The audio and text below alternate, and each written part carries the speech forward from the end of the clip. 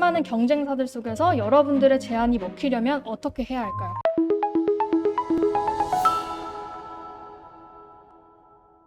안녕하세요. 저는 컨설팅 O팀의 박수미 팀장입니다. 그간 이제 제안서에 대해서 다양한 퀘스천을 좀 많이 받아왔었는데 우선 제안서라는 것에 대해서 정확히 짚고 넘어가는 것이 좋겠다는 생각이 좀 들어서 오늘 시간에서는 제안서를 어떤 관점에서 좀 써야 할지 교육을 좀 해드리려고 합니다. 자, 그러면 우선 여러분들의 관점을 한번 먼저 확인해 보도록 할게요. 앞에 이제 광고 대행사와 마케팅 회사 두 가지가 있어요. 그렇죠? 여러분들은 두 가지 척도 중에 어느 곳에 좀 더 속해 있으시다고 생각하시나요? 대행사? 혹은 뭐 마케팅 회사? 둘 중 뭐 비슷한 거 아니냐 하시는 분들도 계실 거고 좀 반반 정도 되시는 것 같아요. 자, 그러면 반대로 여러분들이 제안을 해야 하는 우리의 클라이언트, 광고주, 이제 주님이라고 여기서 칭해 볼게요. 자, 주님께서는 어떤 회사를 원할까요? 자, 실행을 해주고 대행을 해주는 전자를 원할까요? 아니면 전반의 마케팅을 기획해주는 마케팅 회사를 원할까요? 마케팅 회사를 원하겠죠. 마케터 분들은 실선에서 사실 굉장히 많이 느끼실 것 같아요. 광고 대행사라고 사실 호칭은 그렇게 부를지 모르겠지만 현재 클라이언트들의 어떤 주님들은 광범위한 마케팅, 즉 이제 우리 브랜드를 굉장히 사랑하고 그래서 마케팅은 정말 죽으림을 다해서 같이 함께할 그런 사람을 원하죠. 그래서 이런 요구들이 때론 이제 마케터들을 힘들게도 하고 그리고 마케터들을 성장시키기도 합니다. 그러면 왜 이렇게 우리의 주님들은 요구사항이 많아졌을지 한번 볼게요. 자, 그 이유를 찾으러 이제 이전 과거로 한번 거슬러 올라가 볼게요. 그림만 봐도 뭔가 빨려 들어가는 느낌이죠? 근데 아무도 웃지 않죠? 5년 전으로 한번 가볼게요. 불과 5년 전만 해도 이제 온라인 시장에서 네이버 광고, 다음 그리고 구글 검색 광고를 쉽게 다루는 광고주들이 그리 많지 않았어요. 포털 사이트 네이버를 기준해서 본다고 하면 이제 대표적인 광고죠. 뭐 네이버 파워링크 광고를 처음에 굉장히 어색했습니다. 하지만 누구나 할 수 있는 이제 손쉬운 광고가 됐죠. 이외에 이제 쇼핑 검색 광고부터 파워 컨텐츠 그리고 최근에 플레이스 광고까지 확대된 미디어에 따라서 대행사의 역할 또한 확대되고 있습니다. 기존 광고 운영과 집행만을 대행했던 때와는 좀 다르게 지금은 마케팅 전반에 내부 이슈를 확인해서 기획하고 또 시장의 SOV 등 전반적인 분석을 통해서 인사이트를 뽑는 역할이 요구되기도 하죠. 그리고 각각의 세부적인 이런 역할들의 강점을 보이는 수많은 대행사, 에이전시들이 생겨나기도 합니다. 자, 이렇게 다양하게 요구되는 역할들 중에서 가장 우리의 주님들이 바라는 역할은 바로 브랜드에 대한 마케터의 애정과 애착이겠죠.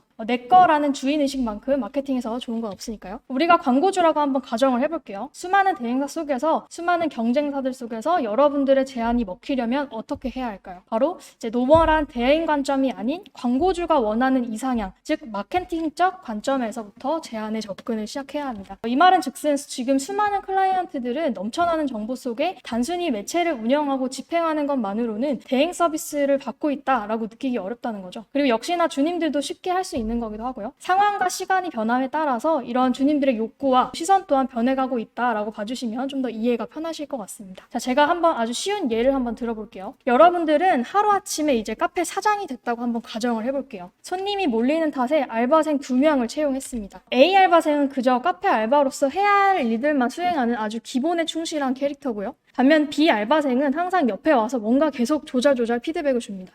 사장님, 여기 옆집에 새로 생긴 C카페요. 저희보다 가격이 좀 더 세트 구성이 좋은 것 같은데 저희도 한번 세트 구성으로 가보는 건 어떨까요? 혹은 저희 커피가 고객들이 좀 달다고 하는데 시럽을 좀 덜 넣어보면 더 맛있어서 잘 팔리지 않을까요? 이거 한번 제가 구상해 볼게요. 혹은 제가 퇴근 전에 이렇게 업무 일지를 쓰고 가는데 혹시 보시기 좀 불편하시면 다르게 바꿔볼까요? 등등 이런 여러 가지 피드백을 준다고 합니다. 이렇게 항시 시키지도 않은, 여기서 굉장히 이 부분은 중요하죠. 시키지도 않은 피드백을 주곤 하는데 여러분들은 둘 중 어느 알바생에게 믿고 가게를 맡기고 싶으신가요? B 알바생이죠. 그쵸? 당연히 아주 적극적인 후자의 알바생일 거예요. A 알바생의 관점에서 B 알바생을 본다고 하면 아 뭐야 투머치야 왜 저래 라는 피드백이 오겠죠. 하지만 우리의 광고주 이 사장은 눈에서 하트가 나올 수밖에 없을 거예요. 자, 여러분들은 그럼 왜 후자를 선택하셨을까요? 여러분들의 선택의 이유에 좀 집중할 필요가 있습니다. 해당 알바생이 제안했던 부분들을 한번 디테일하게 한번 살펴볼게요. 옆집에 새로 생긴 카페는 어떤 세트가 잘 팔리는 것 같은데 저희도 한번 세트 구성으로 가보는 건 어떨까요? 이 부분은 경쟁사에 대한 분석과 제안을 한 거죠. 20대 여자분들은 주로 뭐 티커피를 드시는 것 같아요. 이렇게 얘기 드리는 거는 타겟 분석이 될 수도 있을 것 같고요. 시럽을 좀 더 덜 넣어보면 맛있을 것 같아서 좀 잘 팔리지 않을까요? 제가 한번 구상해 볼게요. 이런 것들은 방안을 모색하고 전략을 제안하는 거죠. 제가 쓰는 어떤 출결일지 혹시 불편하시면 좀 더 다르게 변경해 볼까요? 이런 것들은 컨디션을 체크해서 광고주의 입맛에 맞게끔 바꿔주는 거죠. 거죠. 이 모든 것들이 여러분들이 하셔야 되는 제안 플로우라고 보시면 됩니다. 여러분들이 후자를 선택한 이유는 바로 손님을 받고 결제를 하고 커피를 타고 청소를 하는 이런 기본적인 대행 서비스 외에 부가적인 것들에 대한 매력 때문에 후자를 선택하셨을 건데요. 이 모든 과정을 사실 한마디로 말해보자면 이건 바로 관점의 차이에서 비롯됐다라고 볼 수 있습니다. 즉 기본적인 업무 외에 주인의 입장에서 모든 시선과 생각을 통해서 고민을 쏟고 있다는 건데요. 이 모든 과정이 바로 마케팅적으로도 해석이 가능합니다. 이런 피드백이 온 이후라면 그 뒤에 주님에게 따라오는 것은 바로 이제 공감이라는 키워드겠죠.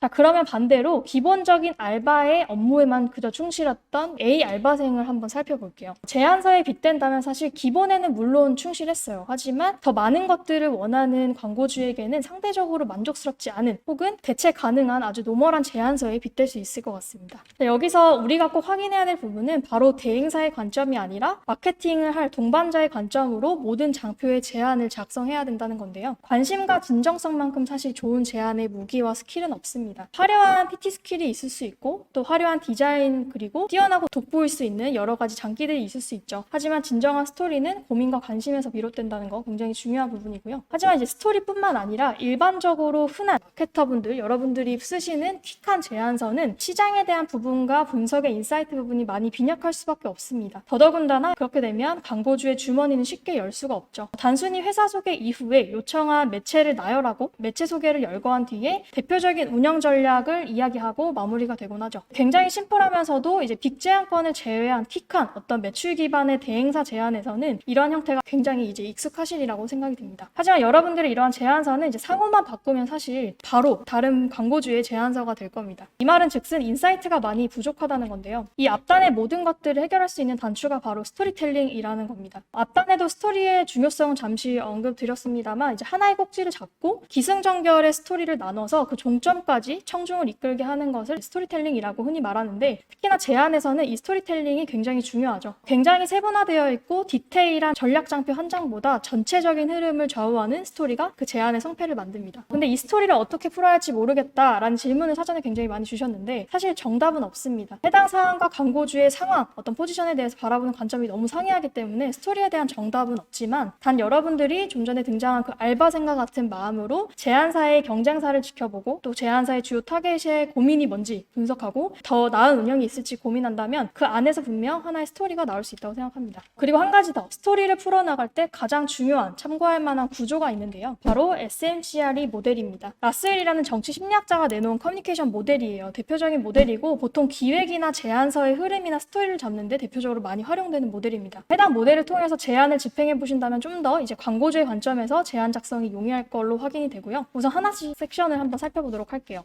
먼저 S는 이제 샌더죠. 나름 광고주와 브랜드의 상황과 시장 분석에 해당되는 내용인데요. 광고주의 이제 시장 점유율을 포함해서 전반적인 상황을 서치하게 되실 거예요. 그리고 포피 분석이나 수합 분석, 강점이나 약점, 기회 위협 이렇게 마케팅적인 분석에서 시장 분석을 충분히 해주시고 브랜드의 포괄적인 이슈도 확인을 해주셔야 됩니다. 이런 시장 분석에서 가장 중요한 부분은 이 부분은 사실상 정량적인 그래프나 어떤 공식적인 자료를 근거로 하셔야 돼요. 왜냐하면 어떤 가상의 수치가 아니기 때문에 정확한 데이터를 통해서 말씀해 주셔야 신빙성이 높아집니다. 그리고 시장조사에서 나름의 노하우가 있다면 상대의 시장조사를 물론 적나리 하는 것도 좋지만 여러분 뭐 아리스토텔레스 수사학이라고 들어보셨죠? 설득의 3요소 많이들 들어보셨을 텐데 파토스가 뭐죠? 청중의 심리 상태를 고려하는 요소죠. 보통 이제 PT를 하시거나 제안을 보낼 때도 청중의 심리 상태를 충분히 고려를 하셔야 돼요. 근데 이 파토스를 조금 조절할 수 있는 부분이 바로 저는 이제 시장조사에서 많이 활용을 하는데요. 적나라하게 시장조사 분석을 하다 보면 사실상 포지션 자체가 안 좋을 수 있고 어떤 위협적인 요인이나 약점의 요인이 두드러지는 컨디션의 브랜드가 있을 수 있어요. 하지만 그 와중에서도 강점이 되는 부분들을 잘 열거해서 풀어준다면 청중이 조금 더 컨디션이 좋아질 수 있겠죠. 그리고 두 번째는 이제 메시지입니다. 앞단에 이제 자료조사가 충분히 됐다고 하면은 그 자료조사에 분석한 내용을 충분히 설득하는 내용을 담은 메시지를 뽑으시는 겁니다. 광고주에 맞는 클라이언트에 맞는 메시지를 뽑으시는 거고요. 파악한 문제점에 대한 솔루션과 해결책이 항시 내포된 하나의 키 메시지를 뽑아주시는 것이 좋습니다. 그래서 이 메시지 자체가 전체 문서의 핵심 포인트라고 봐주시면 됩니다. 다음은 채널이죠. 이제 메시지를 내포해서 뽑았다고 한다면 이 메시지를 이제 담아야겠죠. 그렇죠? 그러면 어디에 담을 건지가 이제 고민이라고 한다면 플랫폼, 매체 채널을 이제 말씀드릴 건데 메시지를 담기에 적합한 운영 매체를 선정할 거예요. 여러분들 이제 온라인 파트를 운영하시기 때문에 뭐 SATA 여러 가지 매체가 있을 거예요. 그리고 매체의 기본적인 소개는 들어갈 수 있고 상태에 따라서 매체 선정 근거까지 내포해 주시는 것이 좋습니다. 그리고 매체 운영에 시즈널이나 어떤 시기적인 업종의 포지션이 있다고 하면 그 부분 또한 고려하셔서 매체를 선정해 주시는 것이 좋고요. 그 다음에는 이제 리시버 받는 사람, 타겟에 대한 얘기입니다. 메시지를 전달할 주요 대상이 있겠죠. 연령대도 있을 거고요. 성별도 있을 거고요. 굉장히 다양한 타겟들이 있을 겁니다. 이 타겟을 이제 선정을 해주시는 것이 좋고요. 메인 타겟을 선정해 주시는 것도 좋지만 혹시 모를 이제 서브 타겟을 여러 가지 고려해 주시는 것이 좋습니다. 그리고 매체 운영을 할 때 이런 세부적인 타겟의 포지셔닝을 세분화할수록 운영의 메시지 전달이 굉장히 가속화되고 포지셔닝이 되게 딥하게 이제 적나라하게 진행이 될 수 있죠. 그래서 전달력이 높아지기 때문에 타겟에 대한 분석은 굉장히 디테일하게 깊게 들어가시는 것이 좋습니다. 마지막으로는 이제 예상 효과 IF에 대한 부분이에요. 시뮬레이션인데 앞단에 이제 전체적인 결과치에 대해서 얘기를 해주는 거죠. 이 결과치에 대해서는 사실상 포장하지 말아야 하고 전체적인 운영에 KPI가 있을 거예요. 이 광고주가 목적을 달성하기 위한 KPI가 있을 거기 때문에 이 KPI를 충분히 고려해서 예상 효과로 산출하시는 것이 좋습니다. 정량적인 지표는 최대한 앞서 말씀드린 대로 가공이 없이 전달하시는 것이 좋고요. 어떤 실제적인 달성 가능한 수치가 있다고 하면 의지분을 포함하셔서 제안을 해주시는 것이 좋습니다. 이펙트에 대한 부분은 앞단에 먼저 실는 경우도 종종 있기 때문에 사실상 이 지금 말씀드린 모델의 구조를 똑같이 카피하실 필요는 없습니다. 상황에 따라 모델을 좀 변환해서 구현해 주시는 편이 좀 좋을 것 같다고 의견 드리고요. 이렇게 대표적인 커뮤니케이션 모델을 한번 알아봤어요. 그리고 제안의 스토리텔링을 이렇게 구성을 좀 잡으셨다고 한다면 중요한 부분들이 있습니다. 해당 장표 하나하나당 2줄도 아닌 한 줄의 핵심 문장이 나와야 하는데요. 장표를 여러분들이 구성하시다 보면 그래프부터 시작해서 수많은 데이터와 이미지적인 내용들이 들어가게 될 거예요. 하지만 이제 이러한 것들은 이해를 돕는 내용일 뿐이기 때문에 해당 내용을 넣게 된 사유 그리고 즉 한 줄의 메시지가 사실 도출이 되어야 합니다. 만약 여러분들이 장표를 작성하셨는데 말하는 게 없는 것 같거나 혹은 모호하거나 이 장표에서 뭔가 의미하는 게 없다라고 생각이 드시면 과감하게 그냥 삭제를 해주시는 것이 좋습니다. 스토리텔링을 기반한 제안서의 플로우에서는 장표 사이사이에 또 스토리의 간극을 좁혀나가는 게 굉장히 중요한 전략인데요. 굉장히 어려운 과정이고 또 필수적으로 필요한 작업입니다. 디자인과 사실 형식에 대한 폼만 갖췄다고 해서 마무리가 아닙니다. 여러분들은 처음 정한 스토리텔링의 메시지 전략이 끝나는 장까지 쭉 힘있게 메시지가 남는지 꼭 확인하시는 작업이 필요합니다. 이렇게 앞서 쭉 보시다시피 제가 이제 구조도 설명을 좀 드렸고 여러 가지 이제 포인트들을 설명을 드렸는데 몇 가지 좋은 제안서에 대해 생각하는 것들을 열거를 좀 해봤어요. 애사심이 가득한 사원이 쓴 것 같은 제안서, 뭐 B의 알바생 같은 경우겠죠. 그리고 브랜드의 충성도가 느껴지고 상대의 관점에서 보고 싶고 스토리의 진실성이 뭔가 와닿고 다음 장표가 궁금해지고 그리고 메일로 제안서를 보냈더니 얼굴 보자 라고 하는 제안서, 이런 제안서가 저는 좀 좋은 제안서라고 생각하고요. 그리고 중요한 거는 관점의 차이만이 이러한 좋은 제안서를 만들 수 있다는 거 이번 교육에서 꼭 챙겨가시길 바라겠습니다. 네, 이상한 교육 마치겠습니다. 감사합니다.